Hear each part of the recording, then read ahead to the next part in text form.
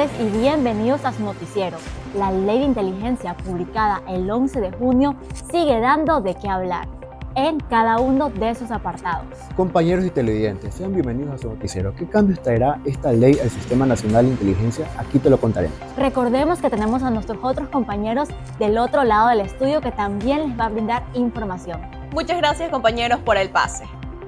A continuación, empezamos con el siguiente reportaje en manos de nuestra compañera Tamara Sánchez. Así es, amigos, una de las preocupaciones gira alrededor de los comunicadores y periodistas por el artículo que obliga a entregar información que sea de interés para la seguridad del Estado. Hemos preparado un reportaje para ustedes. La Ley Orgánica de Inteligencia, publicada el pasado 11 de junio, está lista para ponerse en práctica, pero alguno de sus artículos despertó preocupaciones en la comunidad del periodismo, específicamente por la premisa de entregar información valiosa para el Estado. ¿Será esto perjudicial para el desarrollo de las funciones de los comunicadores? Hemos conversado con un experto para aclarar este panorama. La norma, compuesta por 48 artículos, fue aprobada en la Asamblea Nacional por asambleístas del movimiento ADN, junto a un grupo de Pachacutic y una minoría de RC5, siendo publicada sin objeciones por parte del presidente Daniel Noboa.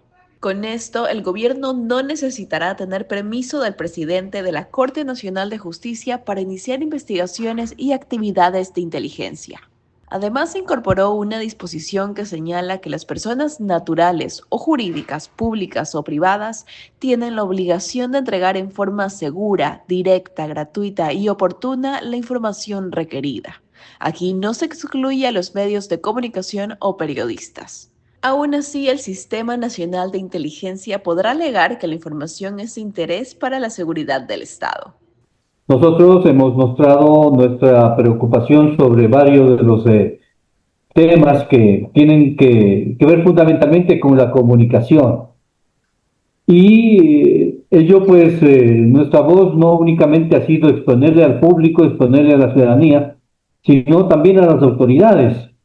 Nos hemos reunido con asambleístas, por ejemplo, asambleístas de gobierno, que son quienes aprobaron esta ley, para hacerles conocer cuáles son nuestras inquietudes y nuestras preocupaciones. Con ellos estamos gestionando para que podamos llegar hacia el Ejecutivo. Tenemos adelantado los trámites para plantearles que también los periodistas, los gremios, los comunicadores seamos tomados en cuenta para la elaboración del reglamento de esta ley. Con este testimonio nos damos cuenta que las organizaciones están tomando acción para hacer un llamado a proteger los derechos, funciones de la profesión, a la información, fuentes y más que nada a su seguridad. Reportó para ustedes Tamara Sánchez. Así es, compañeros, continuamos con ese noticiero donde tenemos varias entrevistas de suma importancia y de coyuntura. Una de ellas es sobre la Ley de Inteligencia, que fue aprobada el 10 de junio por la Asamblea. Para eso tenemos a nuestro invitado, en este caso Robert Friend, abogado y docente UES. Bienvenido, Robert. Muchas gracias por la invitación. Para iniciar, quisiera saber cómo se justifica desde el punto de vista político, ¿no?, la inclusión de penas más duras para los adolescentes en una ley que originalmente se centra en la inteligencia y la seguridad realmente del Estado. Bien, lo que el Estado quiere proyectar es fortaleza, lo que el Estado quiere proyectar es no intimidación ni miedo hacia el crimen organizado. Y por esa razón es que, sabiendo inclusive el Estado como gobierno que tiene mayoría en la Asamblea, ha decidido aprobar no solamente la ley de integridad, sino la ley de solidaridad y la ley de inteligencia, que son muy fuertes, porque te digo que son fuertes en el ámbito jurídico constitucional, porque se ha escuchado también a través de los medios de comunicación que se han presentado acciones de inconstitucionalidad ante la Corte Constitucional, porque hay ciertos artículos en estas normas que, por ser muy fuertes, parecen que vulneran derechos de terceras personas, precisamente como la de los menores de edad a los cuales se les ha aumentado las penas. Claro, ¿y cómo se justifica desde el punto de vista político, no? Bueno, ya me conversaste de eso un poquito. Ahora, tengo algunos puntos de vista de algunos analistas. Y algunos de ellos consideran que esta normativa de castigar a los menores como adultos, ¿no?, dirigiéndolos a la misma cárcel, sería como pasar de una escuela a un colegio realmente. O sea, hablando de la delincuencia. Entonces, ¿qué opinas de esto? A ver, te voy a hablar primero como docente universitario y después te voy a hablar como ciudadano. Como docente universitario, evidentemente, los grupos de derechos humanos que critican estas medidas lo hacen, evidentemente, porque son especialistas de derechos humanos y probablemente todos ellos ni siquiera viven aquí en el país. Probablemente a ninguno de sus familiares lo han extorsionado. Eso desde un punto de vista. Que el Estado no puede solamente buscar una sanción punitiva, castigadora, para poder solucionar el problema del reclutamiento de los menores de edad es evidente. Más bien, el hecho de que el Estado solamente se limite a aumentar las penas o de reducir la edad para poder sancionar a los menores de edad, eso es revictimizar también al menor de edad que ha sido coactado por parte de estas mafias. Porque el Estado más bien lo que debería hacer es luchar contra estas mafias que coaptan a los menores de edad y no subirles las penas a los menores de edad porque es lo más fácil, es lo más frívolo. Así te lo puedo contestar como docente. Y evidentemente hay derechos humanos consagrados no solamente en la Constitución, no solamente en el Código Orgánico de la Niñez y Adolescencia, sino también en tratados internacionales en donde se tiene que respetar el interés superior del niño, donde se tiene que respetar principios universales como por ejemplo la especialidad juvenil en la sanción penal, porque no es lo mismo sancionar a un menor de edad y su sistema de reinserción en razón de los derechos humanos de los menores de edad y del niño que a un adulto. Entonces, esa es mi respuesta como ciudadano, perdón, como abogado, pero como ciudadano te puedo decir que lamentablemente el número de muertes sube todos los días, el día de hoy. Lamentablemente vimos también en las noticias en el Ecuador en donde a una persona en Honduras por sacar dinero en el banco lo mataron y quien sale de ahí es un menor de edad con un arma. Entonces, como ciudadano, yo creo que estas medidas, si bien es cierto, no son las mejores porque son muy frías en números, sí son disuasivas para que eviten la mafia poder coaptar a estos menores de edad. Claro, y justamente hablando de estas organizaciones, ¿no? También tengo que Human Rights Watch considera que se pueden ver perjudicados, así como mencionabas, los derechos de los menores, además de que no se brinda protección a quienes son reclutados, utilizados por los grupos de delincuencia. Entonces, ¿qué dice la ley sobre esto? Bien, y esa pregunta es importante porque si bien es cierto, el Estado ecuatoriano de alguna forma ha dado un primer paso, porque ya era muy obvio que los menores de edad estaban delinquiendo y que estaban siendo prácticamente cooptados por los GDOs para temas de sicariato, terrorismo, delincuencia organizada. Sin embargo, el Estado, si se llegase a quedar solamente en eso, entonces efectivamente está vulnerando totalmente el principio del interés superior del niño, porque el Estado tiene que ir más allá. Por ejemplo, a través del MIES, entrar donde estas familias que probablemente son amenazadas, o quién sabe si son los propios progenitores los que se dedican a incentivar el crimen respecto de sus hijos, y sobre todo los hijos varones o los primeros hijos varones, que también estas madres que los lloran probablemente ven no en él el prometedor futbolista, sino probablemente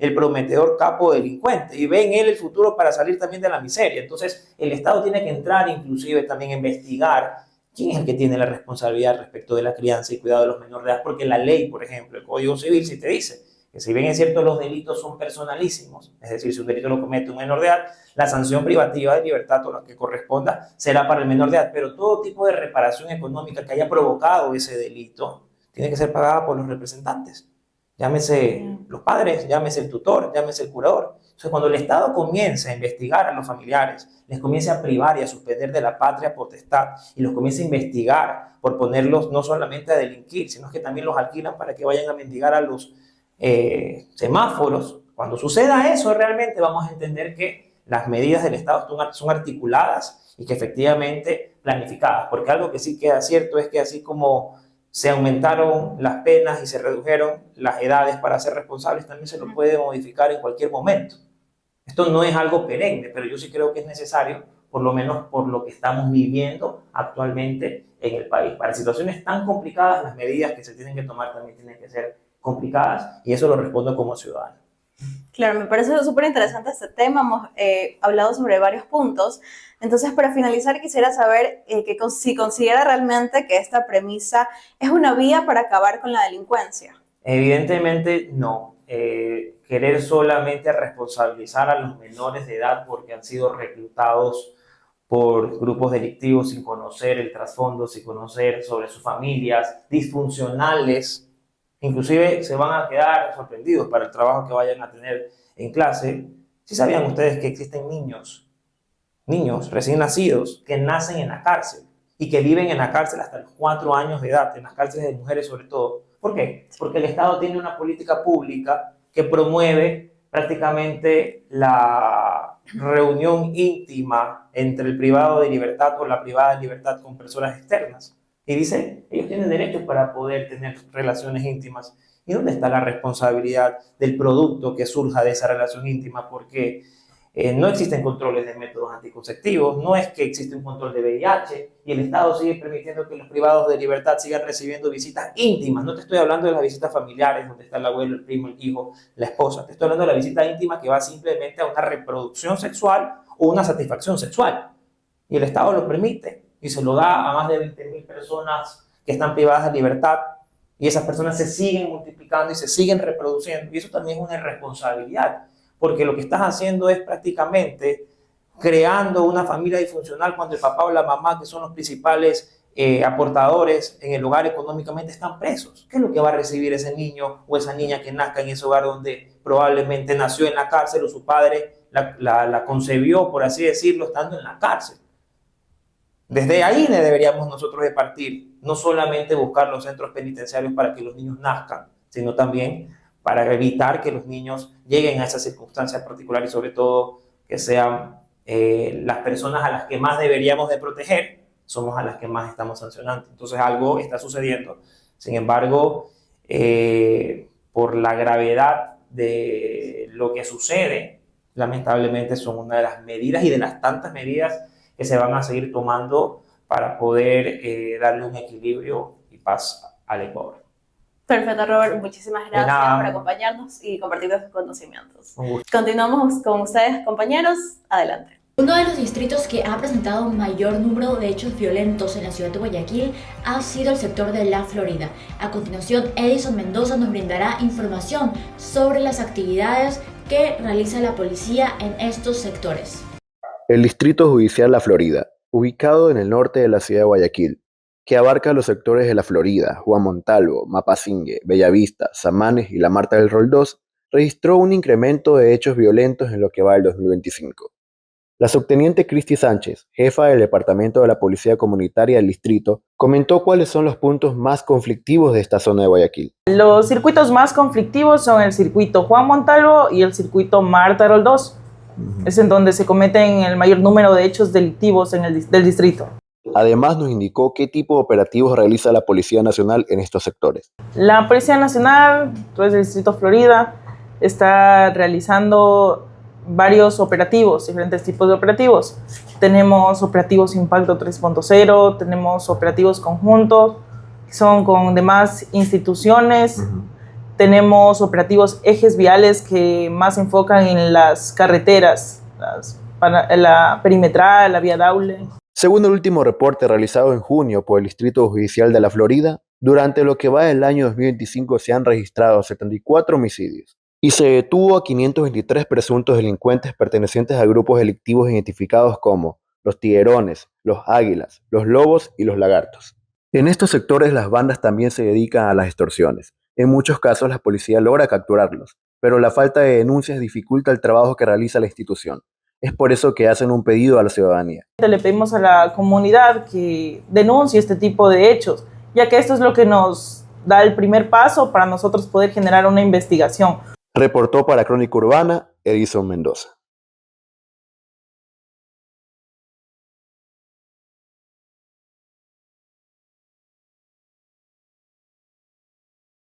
Lau, ¿estás bien? No, y tengo flujo vaginal, ardor y comezón. Mira, más que tu tía, como mujer, sé lo que te puede ayudar. Usa Lomecam B Crema. Desde la primera aplicación, ayuda a eliminar el hongo que causa la infección, aliviando la comezón y el ardor. Lomecam B, experto en tu zona íntima. Ve a Farmacias Medicity y encuentra Lomecam B Duo, un óvulo que alivia por dentro y una crema que alivia por fuera.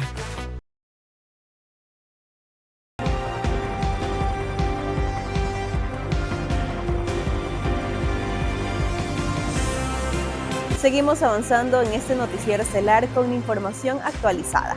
No olvides seguirnos en nuestras redes sociales para conocer más sobre política, economía y hechos violentos. Daniel Noboa continúa con su gira por varios países. Primero visitó China y hoy se trasladó a España para reunirse con 17 empresas que tienen interés en invertir por Ecuador. La visita se dio en Sevilla como parte de la Conferencia de Naciones Unidas sobre Financiamiento para el Desarrollo. Estos representantes españoles son líderes en los sectores de infraestructura, tecnologías vinculadas al comercio electrónico, construcción, energía fotovoltaica, viñedos y comercio. El primer mandatario expuso al país como una oportunidad para invertir con seguridad jurídica para las empresas extranjeras. Sin duda una buena noticia para el sector comercial del país. En otras noticias, un video circula por redes sociales donde se observa un perro de raza pitbull sin dueño y sin bozal atacando a una menor. Este hecho ocurrió en una ciudadela de la Vía Daule, norte de la ciudad. En el audiovisual se escucha que una pequeña que venía junto a quien parece ser la hermana mayor grita en cuanto ve al animal. Una tercera niña, quien fue la afectada, es olfateada por el can y lo esquiva. Sin embargo, el perro va contra ella. Con su trompa la emboca parte de su cabellera y no la suelta. Minutos después, un ciudadano se acerca y le da un golpe al animal para poder soltar a la menor. El municipio de Guayaquil anunció el inicio de una investigación por este hecho. Un hecho lamentable que debe seguir siendo investigado. Continuando brindando más información de actualidad, Aquiles Álvarez lidera el ranking de alcaldes con mejor imagen según CB Consultora.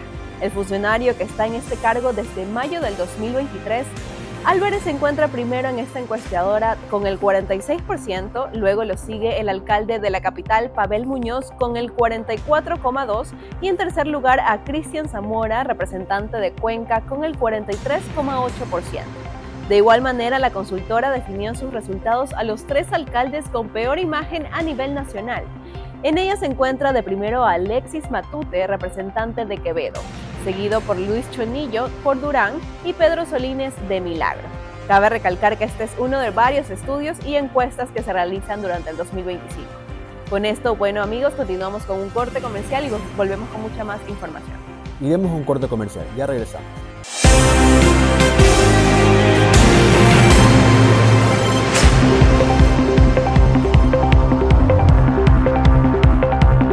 Shampoo Nutrivela 15. ¡Amiga!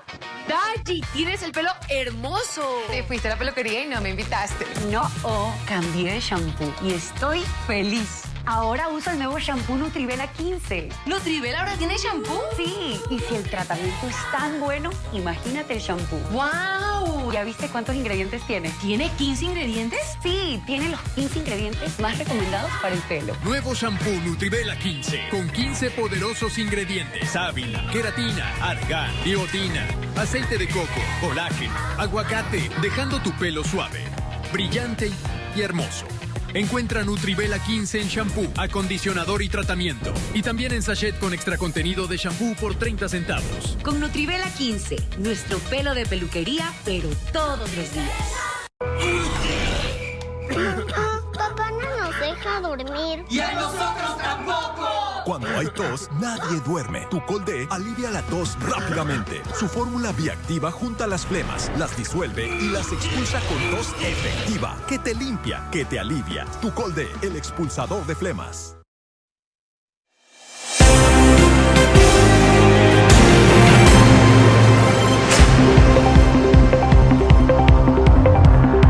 Un nuevo terremoto de magnitud 4.6 sacudió este lunes en la provincia de Nápoles, al sur de Italia. El movimiento telúrico tuvo su epicentro en una caldera volcánica de los Campos Flegreros y aunque se sintió con fuerza en varias localidades, no causó daños materiales, ni personas tampoco estuvieron heridas. Eso según lo informó el alcalde de Pozzuoli, Luigi Manzoni.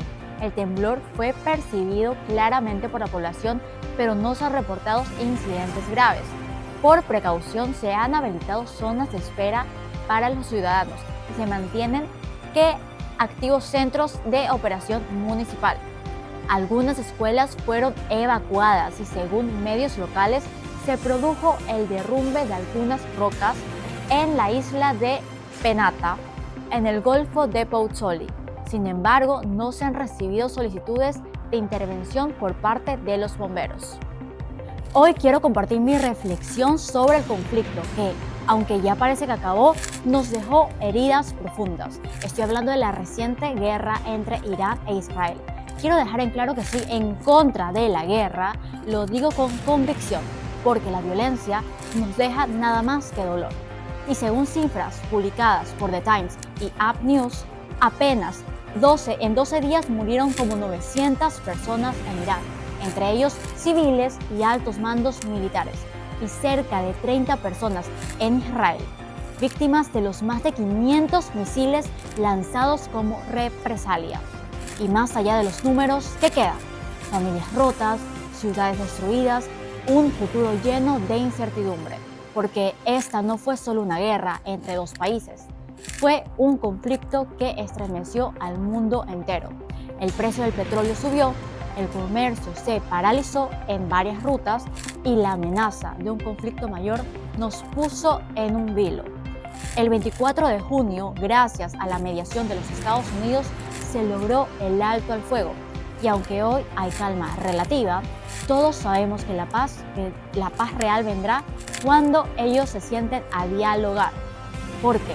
Por eso mismo yo rechazo la guerra, porque no hay victoria posible cuando se pierde vidas, porque la valentía real no está en disparar el primer misil, sino en sentarse a hablar, en escuchar y en construir. Ojalá el mundo esté empezando por quienes toman las decisiones y entiendan lo que realmente es la paz. Esa es mi opinión y muchas gracias. Muy buenas tardes, bueno, nos encontramos con el profesor Alex Arancibia, economista y profesor de la Universidad Espíritu Santo. Vamos a analizar sobre el conflicto que tiene Israel contra Irán y el cómo podría impactar este conflicto a la economía ecuatoriana. Hablaremos sobre los sectores más vulnerables, el efecto de precio del comercio, el precio del petróleo también, los riesgos que tiene y qué medidas vamos a tomar para que esto no afecte tanto a nuestro país, esta crisis internacional. Muchísimas gracias y bienvenido. Gracias por la invitación. Bueno, como primera pregunta quisiera saber cómo podría un conflicto en el Medio Oriente como el de Israel y el de Irán afectar a la economía del Ecuador, considerando nuestras exportaciones e importaciones. Bueno, en ese tema del conflicto, siempre que hay una guerra, al menos ahora, en la actualidad, se ven afectados todos los países porque dependemos los unos de los otros. Nosotros no podríamos exportar las cantidades a las que estamos acostumbrados porque ciertas fronteras se cierran. Hay ciertos países que no dejan de comerciar. Nosotros no tenemos negocios grandes ni con Irán ni con Israel, pero tal vez sí con sus aliados, ¿ya? Es decir, si Estados Unidos entra en el conflicto, que sí lo hizo, y se desata una guerra a gran escala, entonces Estados Unidos, que es tal vez nuestro primero o segundo en pelea con China, nuestro primero o segundo socio comercial, dejaría de importar las cantidades que por lo general importa y nosotros dejaríamos de exportar en ese sentido. Entonces, si se cierran otras fronteras de otros países o a ciertas regiones, eso afectaría grandemente el comercio, especialmente las exportaciones de Ecuador hacia el resto del mundo. Ahora, ¿qué sectores de la economía serían los más vulnerables frente a una crisis internacional que podría quizás escalar o desatar un conflicto a gran escala? Los sectores más importantes de la economía son los que exportan más y aquellos que dependen más de las importaciones. Por ejemplo, nosotros exportamos mucho camarón hacia Asia, el petróleo también, atún, banano. Esos productos agrícolas serían los más afectados porque son las exportaciones no petroleras más importantes. El cacao, de igual forma. Esos sectores de la economía que generan bastante empleo serían los más vulnerables. Ahora, hay una parte de la economía que se dedica a la manufactura y que depende de recursos que son de materias primas, que son importadas. En un conflicto de esa envergadura se verían ellos afectados porque los costos de importación aumentarían mucho y eso haría que los precios se incrementen. Bueno, ahora, ¿de qué manera el precio del petróleo, que suele subir en tiempos de guerra, de qué manera esto impactaría la economía del Ecuador? Sería algo de muy corto plazo. Nuestro petróleo no es de la mejor calidad. El que vende Ecuador tiene siempre un descuento por no tener la calidad más óptima. Entonces, el hecho de que suba el precio sí beneficiaría en algo, pero es algo de muy corto plazo porque no se espera que el conflicto escale tanto por un periodo tan largo, ¿no?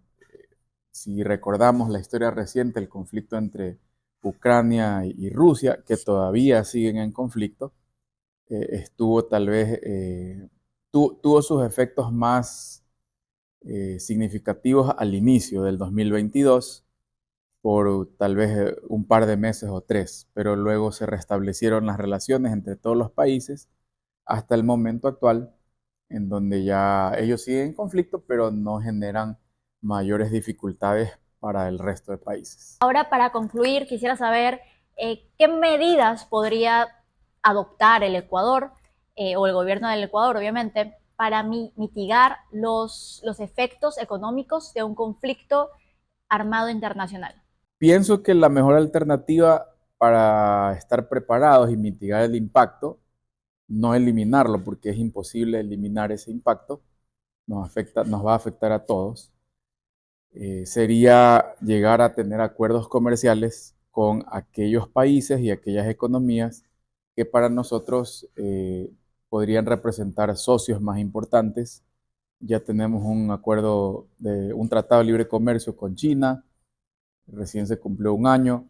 No tenemos un tratado de libre comercio con Estados Unidos. Hay algunos acuerdos comerciales con ciertos productos, pero no para todos. Y hay otras regiones del mundo en las que también se podría explorar esa opción, y eso mitigaría el impacto de un conflicto como el que están teniendo los que tiene Israel con otros países.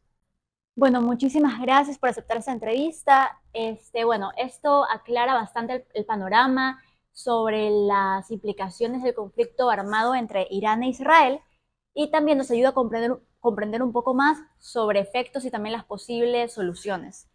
Del 26 al 28 de junio se llevó a cabo la 10ª edición de la Feria Laboral 360, un evento virtual gratuito que permitió a los postulantes conectarse con diversas oportunidades de empleo sin salir de su casa. En esta edición se ofrecieron 1.050 vacantes en áreas como administración, finanzas, contabilidad, enfermería, operaciones.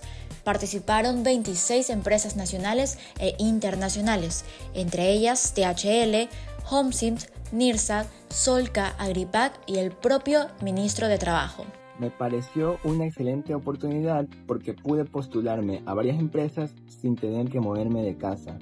El proceso fue fácil y rápido, y eso nos ayudó mucho a quienes estamos buscando trabajo. El proceso fue completamente en línea. Los interesados ingresaron a la plataforma, completaron su perfil, subieron su CV y recorrieron los stands virtuales para postularse de manera ágil. Fue algo muy positivo. Desde mi casa pude aplicar a varias vacantes y en poco tiempo ya tenía una respuesta. Y todo estaba completamente claro. Cuando uno está buscando trabajo, este tipo de cosas marcan la diferencia. La próxima edición de la Feria Laboral ya tiene fecha, será este 25 y 27 de septiembre. Nuevamente se espera la participación de miles de aspirantes de todo el país. Las cámaras de videovigilancia de Segurepe muestran a los ciudadanos que ensucian la ciudad de Guayaquil.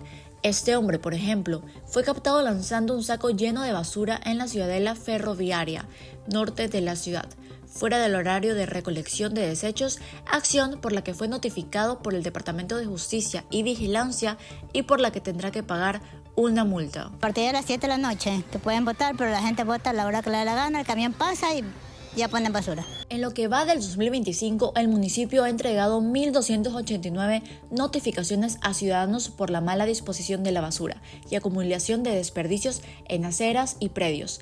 El 20% se ha entregado en el casco comercial del centro de la urbe, el 10% en el sector del Guasmo y el 8% en sauces 4, 5 y 7. Existen tres tipos de multas. Primero está la leve de $94 si incurre por primera vez y corresponde al 20% del salario básico unificado.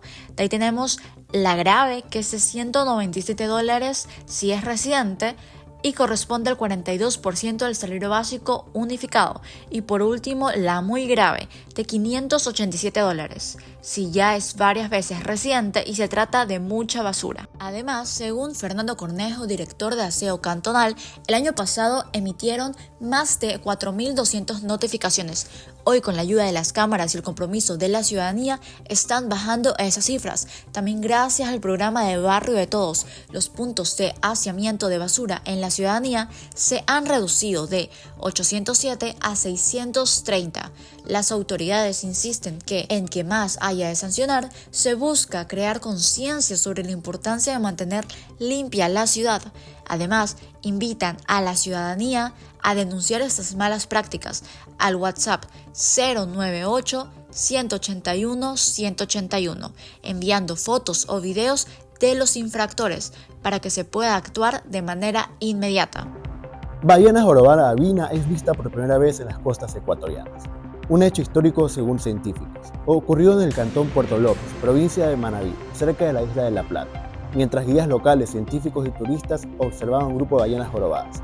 Al acercarse se percataron de que una de ellas tenía una cola completamente blanca. Se trataba de Sur, una de las dos únicas ballenas jorobadas albinas del mundo y la única identificada en el Océano Pacífico. Podría desplazarse a lo largo de las costas ecuatorianas durante estos meses para poder aparearse en este momento. La Feria Gastronómica Raíces celebrará su 12ª edición en el Centro de Convenciones de Guayaquil este mes de julio. Asistir a este evento se ha convertido en una tradición para los amantes de la gastronomía ecuatoriana durante las fiestas julianas y una gran oportunidad para los participantes del concurso de tener mayor exposición. Edison Mendoza nos contará más sobre ello en el siguiente reportaje. La Feria Raíces se ha convertido en uno de los eventos más emblemáticos y esperados por los amantes de la gastronomía local durante las fiestas julianas, pero también por los emprendedores que buscan dar a conocer al público sus negocios de comida típica. Así lo manifestó Raúl Quichimbo, dueño del local Don Quichi, quien fue la hueca ganadora de la Estrella de Oro de la Feria de Raíces 2024, con su plato estrella, la quichicazuela. Él nos comentó cuál fue el proceso que siguió y los grandes beneficios que le trajo haber participado en el evento gastronómico. Este local es una bendición de Dios, gracias al Santísimo. Nosotros estamos en el Capel, literalmente en un garaje que era solo una partecita. A nosotros nos contactan de Raíces, los chefs profesionales, van a nuestro local de forma incógnita, nos prueban todo el asunto. Ya cuando prueban, me dicen, ¿sabes qué, Raúl? Está buena la cosa, podemos revisar tu cocina. Nos aprobaron, nos dijeron, ¿quieres participar en Raíces? Le escribo a mi socia, le digo, oye, me propusieron Raíces, pero no sé, y alguna me dice, vamos. Raúl también expresó los beneficios que trae participar en la feria. Tuvimos la bendición de hacer un gran papel en Raíces, nos llevamos la Estrella de Oro culinaria con la quichicazuela completa. A raíz de eso ya hubo un boom que le dicen el efecto Raíces. Eso como tal sirve muchísimo porque nos catapulta, usted sabe lo que es Raíces. Entonces ya el hecho de estar en Raíces es ganar, porque realmente te da un prestigio. O sea, fuiste capaz de llevar un plato tuyo a Raíces, o sea, lo aprobaron. Vieron chefs que deliberaron y dijeron, este plato vale la pena. Y no solo eso, sino que ahora con todo el tema del cuidado alimenticio, se meten a tu cocina, revisan que tú estés manejando muy bien los alimentos y ahí te aprueban. La edición número 12 de la Feria Gastronómica Raíces se realizará del 24 al 27 de julio en el Centro de Convenciones de Guayaquil, donde se espera que, como todos los años, sea un éxito. Reportó para Crónica Urbana, Edison Mendoza. Se acercan las fiestas julianas y a pesar de varios factores como la delincuencia, se espera que la ciudad de Guayaquil reciba una gran cantidad de turistas nacionales e internacionales. Para hablar sobre estos temas decidimos invitar a una experta en turismo como la máster Cindy Burgos, directora académica de la Facultad de Turismo de la Universidad de Espíritu Santo. Bienvenida, máster. Muchas gracias por aceptar nuestra invitación. Gracias a ti, Edison, por la invitación. Máster, ¿cómo ha cambiado el turismo en la ciudad de Guayaquil durante los últimos meses? ¿Ha incrementado o ha disminuido? Bueno, el turismo en la ciudad de Guayaquil ha ido cambiando no solo en los últimos meses, sino en los últimos años.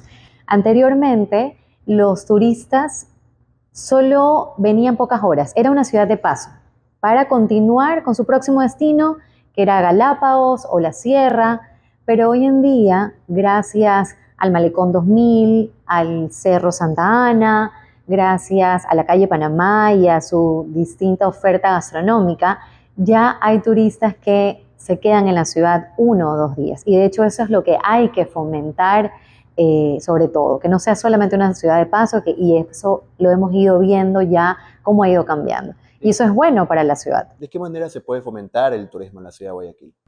Bueno, promocionando mucho más la ciudad. Es una ciudad que no solamente conserva por la parte económica, al ser un puerto principal, sino que también tenemos esa parte de vivir experiencias, que como te mencionaba, la calle Panamá con sus museos, en las fiestas, cuando hay eventos culturales, cuando hay ferias gastronómicas, son esos momentos en los que se invita al turista a venir y a vivir esta ciudad. Entonces, fomentar el turismo promocionando esta ciudad es una de las formas para que haya más visitantes. ¿Las autoridades están realizando un buen trabajo para fomentar el turismo en la ciudad actualmente? Bueno, así como mencionarte si están o no están haciendo un buen trabajo, pues no lo podría definir de esa forma, pero creo que es una oportunidad para poder analizar cómo está la ciudad y qué podríamos mejorar, para poder sugerir cuáles son las oportunidades que tienen las autoridades enfocadas al ámbito turístico para promocionar nuestra ciudad. Se vienen ahora las fiestas de julio, entonces creo que es una oportunidad increíble para que las autoridades aprovechen para invitar a turistas locales a vivir esta festividad, a vivirla en eventos culturales, a vivirla, y eso fomenta además de el gasto turístico, que es bueno para los comerciantes. Es algo muy importante. ¿El gasto turístico ha incrementado en los últimos años? Eso va muy de la mano con justamente los eventos que hay en la ciudad, que la gente se mueve, a la gente le gusta, y de hecho te cuento que a raíz de la pandemia hubo muchos cambios, porque eso nos obligó a nosotros no puedo viajar internacionalmente, entonces voy a hacer viajes dentro del país, viajes cortos, entonces eso motiva a la gente a viajar. Entonces ante una festividad, pues la gente se mueve. Y eso hace que los restaurantes estén llenos, los hoteles estén llenos, que hay festivales gratuitos que la gente también pueda aprovechar sin necesidad de gastar o sumarle un gasto a eso. Entonces creo que es esa la oportunidad. Pero entonces ha incrementado desde la pandemia los viajes internos. Así es, internamente. ¿Y los viajes de turistas internacionales que visitan la ciudad también ha incrementado? También ha ido incrementando porque además, como te decía, el ancla de aquí a Ecuador es Galápagos. O sea, y Galápagos hoy en día recibe muchísimos turistas. Entonces eso hace que los turistas hoy en día pasen también aquí en la ciudad. Y ya no solamente sea un par de horas, sino que también se quedan aquí en la ciudad. Que ellos disfruten de la ciudad es algo muy importante también para Guayaquil y para el territorio nacional en general. Así es. Pero hay un factor que está como que provocando el miedo de visitar la ciudad de Guayaquil, que es la delincuencia. ¿De qué manera se puede combatir a este factor? Bueno, sin duda la percepción en cuanto a seguridad es algo que influye muchísimo de forma negativa y eso puede en muchas ocasiones determinar tu decisión de si ir o no a un destino. Y yo creo que como ciudad y nosotros debemos realizar, es como un mapa turístico de la ciudad, un recorrido turístico y hacer que los actores locales, cuando llega, por ejemplo, un turista, decirle cuáles son los destinos que tienes que visitar. Y es por ahí donde tienes que andar. O sea, no te muevas a otro lugar. Y las autoridades tienen que, en cambio, colocar a la policía turística, que haya presencia de policía turística en esos atractivos turísticos para que los visitantes sientan que hay seguridad, que se sienten protegidos, que pueden caminar con total libertad en esos sitios turísticos. Y también es importante, como te decía, los actores locales tienen un papel esencial, porque ¿qué es lo que pasa a veces? Llega un turista al hotel, no, pero tenga cuidado, que ni sé qué, entonces lo que genera es, así es. Entonces tú lo que tienes que hacer es cambiar eso y decir, mire, lo que voy a hacer es sugerirle por qué lugares caminar, por qué lugares ustedes andar. Darle recomendaciones, no exactamente. posible que tengan miedo de visitar. Exacto, entonces promover el turismo por esos sitios que ya están completamente ya ubicados, donde hay policía turística, para que se sientan seguros. Sí, ¿qué recomendaciones le daría a los turistas que están visitando recién la ciudad? Bueno, que viva en la ciudad. Guayaquil es una ciudad vibrante, cálida, la gente de verdad es súper cálida y amable, que disfruten los espacios, que visiten los museos, que prueben la gastronomía que es deliciosa y que vivan la ciudad, que disfruten la ciudad. ¿Qué sectores, dígame, 5 lugares que tiene que visitar un turista en Guayaquil? 5 lugares que deben visitar acá en la ciudad de Guayaquil. Bueno, sin duda el Malecón 2000, el Cerro Santa Ana, que es precioso, súper colorido y tienes una vista espectacular desde arriba. A mí personalmente me encanta la calle Panamá, porque no solamente por su oferta gastronómica, sino que además tienes el Museo del Cacao, que te brinda toda esa parte histórica, te cuenta la historia acá. Y además que puedes probar los distintos platos, ¿no? de comida de la ciudad, que son deliciosos, arroz con menestra, tienes encebollado, bueno, tienes distintos platos. La gastronomía es muy buena en Guayaquil. Es variada. Además creo que en la calle Panamá también están como las discotecas. Sí, también tienes, o sea, tienes de todo. Para quien quiera, pues disfrutar un poco de tomarse un cóctel. De hecho, en el tercer piso del Museo del Cacao hay un restaurante que se llama Juliana, que no sé si lo conocen, pero si no han ido, vayan, porque además de la vista, que es súper bonita, ellos han ganado premios en coctelería. Entonces, tienes ahí una combinación, un poco de cultura, diversión, es una combinación perfecta. Y bueno, también acá en San Borondón, que tienes el parque histórico, que también está súper bonito, tienes un muelle donde puedes tomar un bote y puedes hacer un recorrido. Entonces también puedes ver la ciudad desde el otro lado, desde otra perspectiva. Usted que es experta en turismo, ¿qué plan desarrollaría para fomentar el turismo aquí? Bueno, yo creo que primero, para poder fomentar el turismo, tenemos que saber dónde estamos parados. ¿Cómo está en este momento el turismo? ¿Cuáles son las áreas que debo yo potenciar, donde debo trabajar más? Y en este momento yo te diría que obviamente la percepción de seguridad es importantísima. Creo que hay que fortalecer a los actores locales en cuanto a la información turística. Creo que también tenemos que, en cuanto a promoción turística, también fortalecernos un poco más. Si tú llegas, por ejemplo, al aeropuerto, tener información turística, pero no solamente en español e inglés, sino en otros idiomas. ¿Como cuáles serían los idiomas indicados? Francés, italiano, portugués, o sea, mandarín, o sea, de tal forma que el turista cuando llegue se sienta que tiene toda la información a la mano. Claro. ¿Ya? Eso pasa también en otros países que solo tienen en inglés y en el idioma local y no sabemos qué hacer. Ajá, así es. Y hubo una época donde habían unos códigos QR, tú los escaneabas y eso te ayudaban un poco a guiarte. Si estabas en el Malecón 2000, bueno, aquí, ¿cuál es el próximo destino que me queda un poquito más cerca? La Catedral, la calle Panamá. Entonces, eso creo que también, el que le des la facilidad al turista de tener información, eso es elemental. Pero es muy importante también eso que acaba de decir del código QR, pero también, volviendo al tema de la delincuencia, sería un poco peligroso tener esa opción, ya que tener el teléfono en la mano en las calles de Guayaquil sin saber dónde estás también es muy peligroso. Bueno, habría que evaluar, como yo te decía, es importante de que los turistas se muevan por donde están los atractivos turísticos y donde estén los atractivos turísticos que haya policía, que esto te da como una cara de protección para ellos, ya ellos se sienten protegidos. Entonces creo que aprovechar la tecnología, hoy en día, sabes, es una herramienta valiosísima, entonces aprovechar de hecho la tecnología para de alguna manera pues fomentar a través de esa tecnología herramientas de seguridad. Correcto. A ver, y bueno, para finalizar, ¿podrían hacernos una invitación a los turistas para que puedan visitar la ciudad de Guayaquil y disfrutar de su gastronomía y los lugares que tiene para dar? Claro que sí. Bueno, ahora ya se vienen las fiestas de julio, el 25 de julio se conmemora la fundación de la ciudad y creo que es una oportunidad perfecta para invitar a los turistas a visitar esta ciudad que se viste de los colores blanco y celeste. Una ciudad que en esas fechas hay muchos festivales culturales, hay festivales gastronómicos, hay eventos cívicos.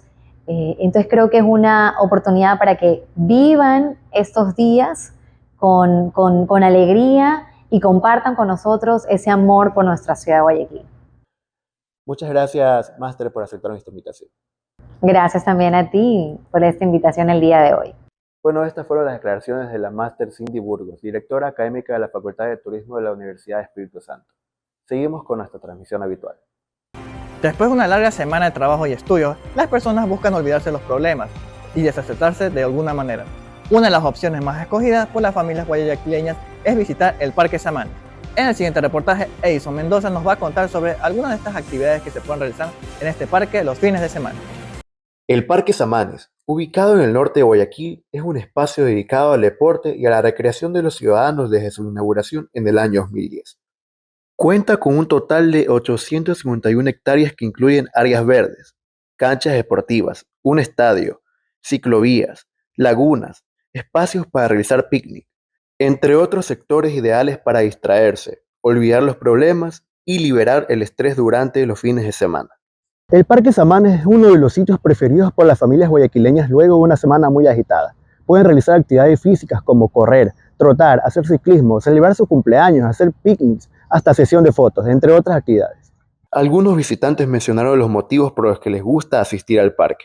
¿Por qué le gusta venir al Parque Samanes? Porque por las áreas verdes, porque hay bastantes áreas para recrear con mi hermano, mi sobrina, mi hijado, mi mamá, entonces hacemos ejercicio entre todos para mantenernos en salud, más por eso.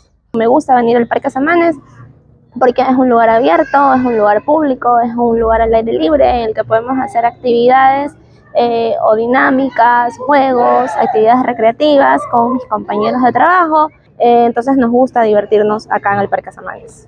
Además, el parque también cuenta con espacios dedicados al entretenimiento y cuidado de las mascotas del hogar.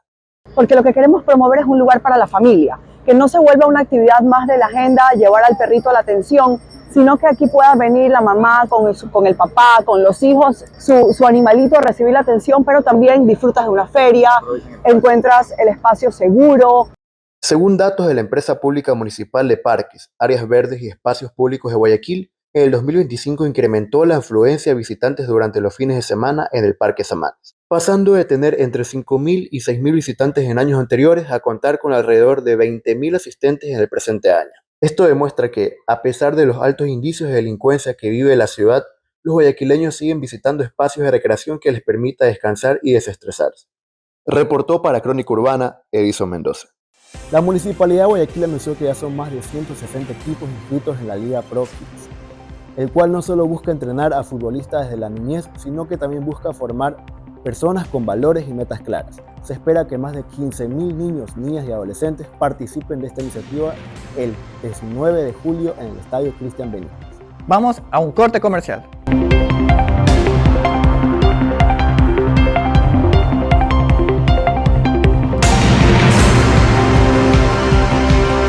Para tener la piel así, cada vez más joven. Uso Teatrical, la roja, la antiarrugas. Tiene células madre de té verde que hidratan la piel y ayudan a reducir arrugas en solo 4 semanas. El 90% de las mujeres notó una mejora en la apariencia de sus arrugas. Además, a un precio excelente.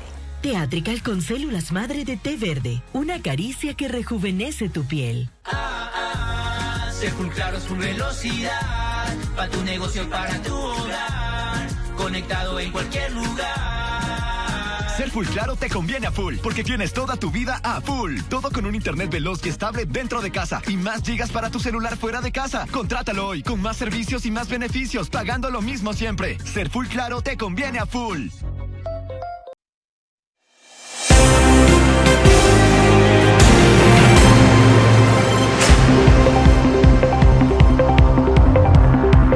China da un paso clave en la carrera tecnológica con la empresa Changwon, que logró transmitir datos vía satélite a tierra a una velocidad récord de 100 GB por segundo usando comunicación láser.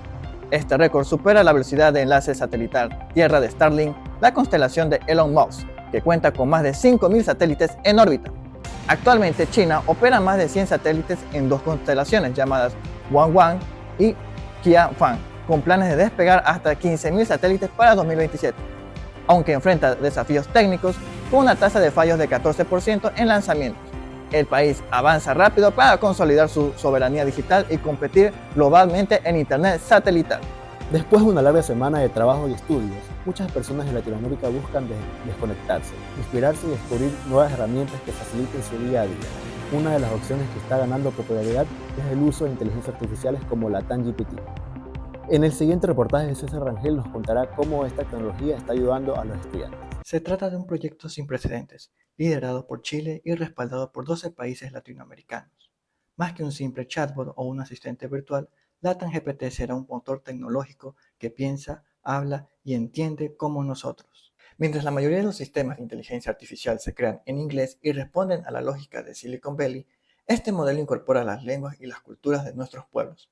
Por primera vez, idiomas originarios como el Rapa Nui, el Mapudungún están presentes en una inteligencia artificial, y muy pronto se sumarán también lenguas ancestrales de Ecuador, Colombia, Perú y muchas otras naciones.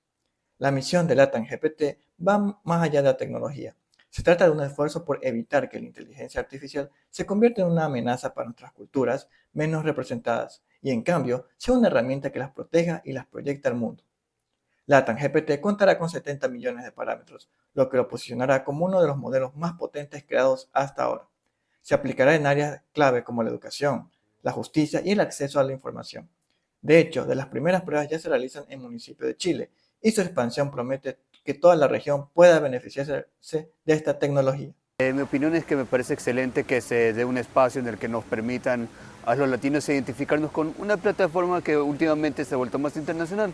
La oportunidad de hacer estos tipos de proyectos nos invitan a identificarnos más con nuestra cultura y me parece excelente que se hagan cosas así. Con LatanGPT, Latinoamérica no solo perseverará su diversidad cultural, sino también se posicionará como creadora de tecnología con alma y visión latinoamericana. Reportó para Crónica Urbana, César Rangel. Esperamos que esta inteligencia artificial pueda cumplir todas sus expectativas. Pero ¿quién podría asegurarnos eso? Bueno, en este segmento vamos a entrevistar al licenciado Byron Pogó, profesor de la UES, quien sabe mucho de este tema de la inteligencia artificial. Profesor Byron, es un placer tenerlo aquí en este segmento. Hola César, ¿cómo estás? Para empezar esta entrevista, quisiera preguntarle cuál considera que es la principal ventaja de que América Latina tenga su propia inteligencia artificial como LatanGPT. Una de las ventajas podría ser el tipo de respuesta mucho más contextualizada a la realidad. Normalmente el sitio de consulta va a estar en bases de datos en Latinoamérica, por lo tanto el tipo de respuesta puede estar mucho más cercano a la realidad de los países que van a realizar las consultas. Entonces, por ahí creo que hay una muy gran ventaja en que existe una inteligencia artificial creada y utilizada por Latinoamérica. Listo. Sabemos que LatanGPT incorpora lenguas originarias. ¿Cómo puede esto beneficiar concretamente a las comunidades indígenas o a la preservación cultural? Creo que justamente con lo segundo que dijiste, el tema de la preservación cultural y de las lenguas tradicionales es algo que cada país, cada región intenta realizarlo de alguna manera, como preservar los idiomas nativos, y esa es una muy buena forma de hacerlo, ya que va a quedar un registro, ahora ya no en un libro, no en una piedra, sino un registro digital de esta forma de comunicación. Y eso ahí también va a ayudar a que se pueda preservar y mantener en el tiempo. Listo. En contrapartida, algunos temen que la inteligencia artificial pueda terminar suplantando o tergiversando las lenguas o tradiciones. ¿Existe ese riesgo con LatanGPT? Yo creo que es un temor de que es una herramienta que no todas las personas ya saben utilizar y cuál es el verdadero provecho que se le puede sacar. En alguna ocasión me acuerdo que alguien decía, bueno, es como cuando salieron las calculadoras y la gente decía, no, esto va a reemplazar que aprendamos cómo hacer operaciones matemáticas básicas. Y no es un reemplazo, sino es una herramienta que tú tienes que saber utilizar para sacarle el mayor provecho posible.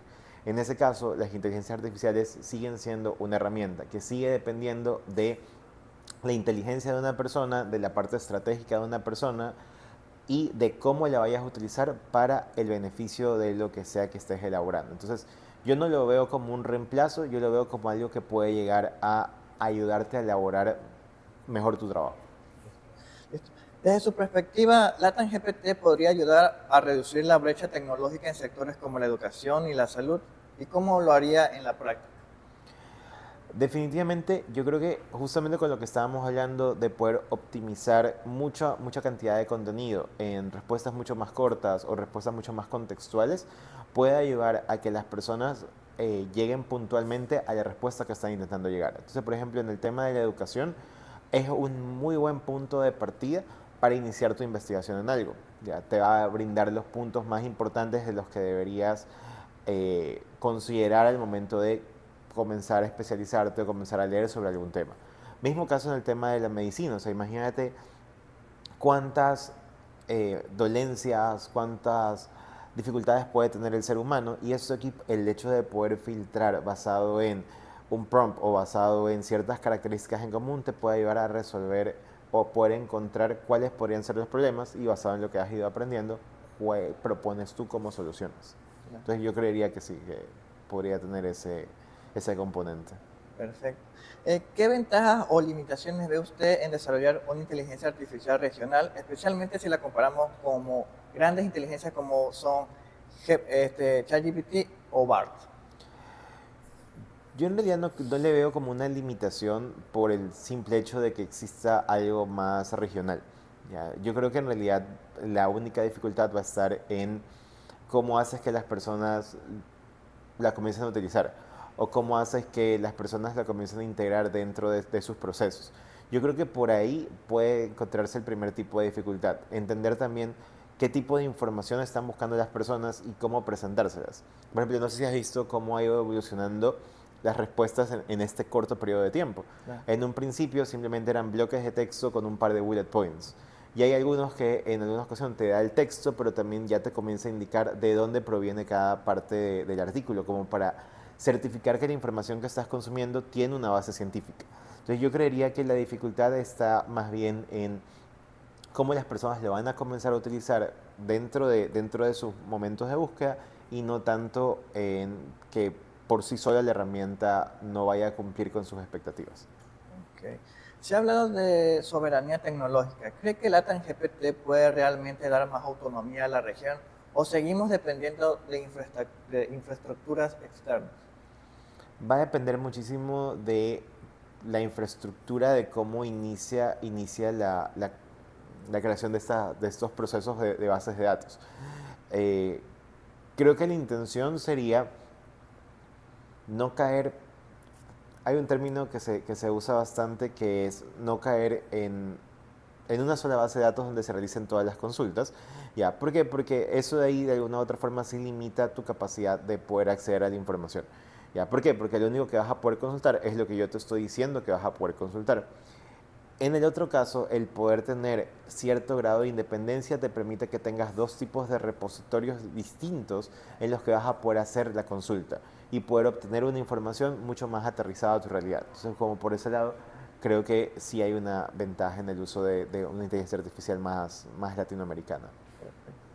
Al ser un modelo entrenado por varios países, ¿podrían seguir surgiendo conflictos o desigualdades entre los países participantes?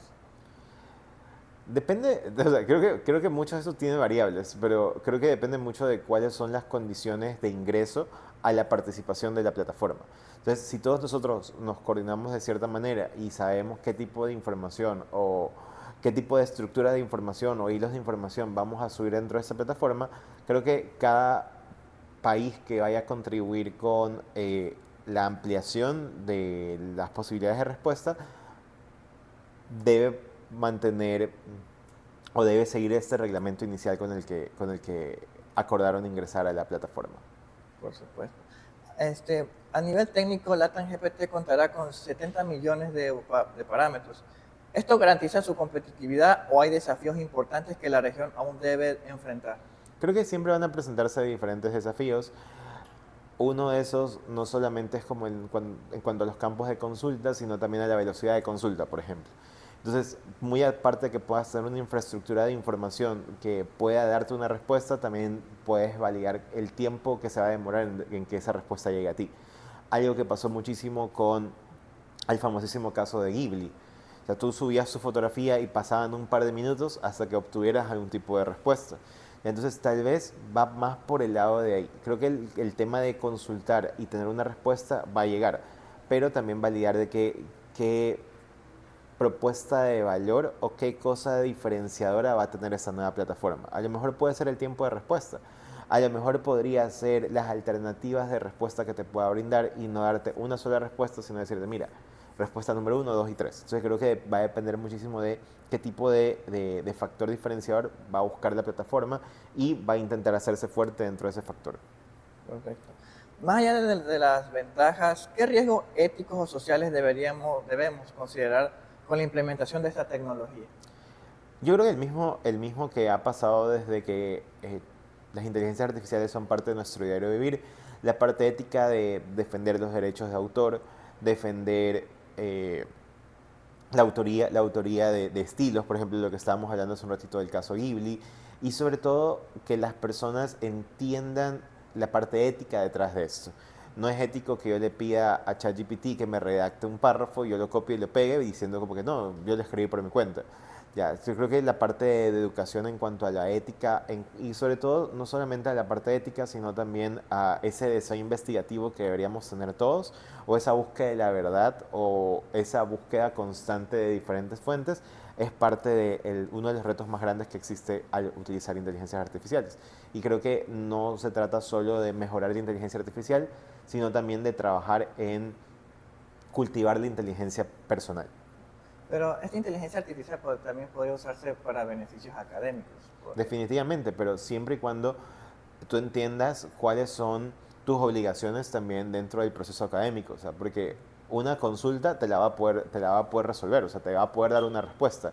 Pero ¿qué haces con esa respuesta? Esa es la parte que creo que va a depender muchísimo de qué tipo de formación tengan los estudiantes para saber, ok, tengo esta respuesta que me dio una inteligencia artificial, ¿qué hago ahora con esto? ¿La valido con otras fuentes o a lo mejor simplemente la tomo como la verdad absoluta y la comienzo a utilizar, la comienzo a replicar y pueden venir series de problemas después de ahí? Finalmente, para terminar esta entrevista, ¿qué se necesita para que LATAM-GPT no solo sea un proyecto simbólico, sino que tenga un impacto real y positivo en la vida de millones de latinoamericanos? Qué buena pregunta. Yo creo que valdría mucho analizar qué tipo de respuestas puede darte. O sea, dentro de qué tipo de categoría de respuestas es fuerte. Como te puedes dar cuenta, después de la liberación de las primeras versiones Open de inteligencia artificial, hay un montón de inteligencias ahora especializadas en diferentes campos. So, yo creo que ahora lo que vamos a llegar es a inteligencias especializadas. Ya, por ejemplo, está inteligencias para hacer generación de imágenes o de video, como Veo. Ya, hay otras que simplemente te pueden botar información muy rápida, como ChatGPT. Hay unas que ya te pueden generar programación a partir de un prompt. Entonces, yo creo que por ahí va la parte de también entender qué es lo que la inteligencia artificial puede ayudarte a lograr. Eso. Muchísimas gracias, licenciado Bayno, por esta entrevista. Gracias. Y a ustedes, gracias por esta emisión. Continuamos con nuestra programación habitual. Una de las alternativas más emocionantes de Guayaquil es visitar la Casa Warner. En el siguiente reportaje, César Rangel nos mostrará algunas de las experiencias y atracciones que tiene este espacio temático durante los fines de semana. Una experiencia para toda la familia llega a Guayaquil. Los mundos de la magia, la televisión y la animación se reúnen en un solo lugar. Desde este 4 de julio y hasta el 19 de octubre, el Centro Comercial Policentro será el escenario de la Casa Warner, una atracción que promete sumergirnos en los universos más famosos del cine y la televisión. Los visitantes podrán recorrer áreas temáticas inspiradas en franquicias como DC Comics, Harry Potter, Scooby-Doo, Game of Thrones, Looney Tunes, Friends y Rick y Morty. Cada detalle de esta experiencia ha sido diseñado para que el recorrido sea cómodo y seguro. Los ingresos se organizarán por franjas horarias de 30 minutos, con grupos de hasta 100 personas y el recorrido completo durará alrededor de 1 hora y media. Se trata de un circuito inmersivo ambientado con escenografías, réplicas y elementos interactivos, pensando para que las personas de todas las edades vivan la experiencia como si fueran parte de sus series y películas favoritas. Las entradas de lunes a jueves tienen un valor de $12 para adultos y $8 para niños de 2 a 12 años. La verdad yo sí estaba enterada de la existencia de la Casa Warner y estoy muy emocionada porque compré entradas y voy a ir en estas semanas. Creo que es muy cool que una marca tan emblemática como Warner Brothers quiera venir a nuestro país y poner un museo donde podamos ver diferentes marcas como la marca de Harry Potter, la marca de Bugs Bunny. Creo que es una actividad muy cool para hacer por el verano 2025 y sí, me parece increíble. Magia, aventuras y mucha diversión, todo en un mismo lugar. La Casa Warner, un plan diferente y entretenido para estas vacaciones en Guayaquil. Reportó para Crónica Urbana César Rangel. En otras noticias, Sauces 9 en el norte de Guayaquil está en camino a convertirse en el primer mercado gastronómico de la ciudad. Este mercado, inaugurado en el 2000, busca posicionarse como un nuevo atractivo turístico gracias a su variedad oferta culinaria. El municipio trabaja para obtener la designación oficial como mercado gastronómico del Ecuador.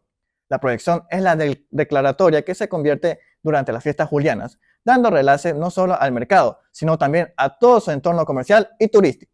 Muchísimas gracias por acompañarnos el día de hoy. Tuvimos bastante información, como siempre, relevante del día a día. Y no se olviden seguirnos en nuestras redes sociales y nos vemos en una próxima emisión. ¿Qué tal, compañeros, ustedes? ¿Cómo vieron el programa? Así es, compañeros, hoy hemos topado temas muy interesantes. Esperamos verlos en una próxima emisión. Buenas tardes.